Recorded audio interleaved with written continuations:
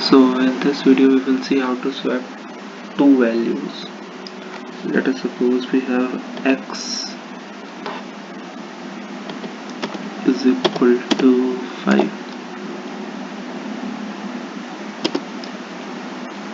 and y is equal to 6.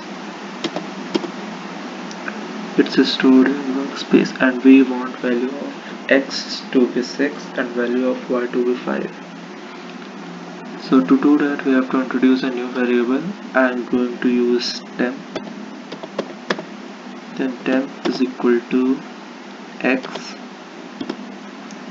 Now the value of x is stored in temp. Then put the x is equal to y. By this way we have the x is equal to 6 as we wanted. Now to make y is equal to 5 we have to y is equal to temp. As simple as that.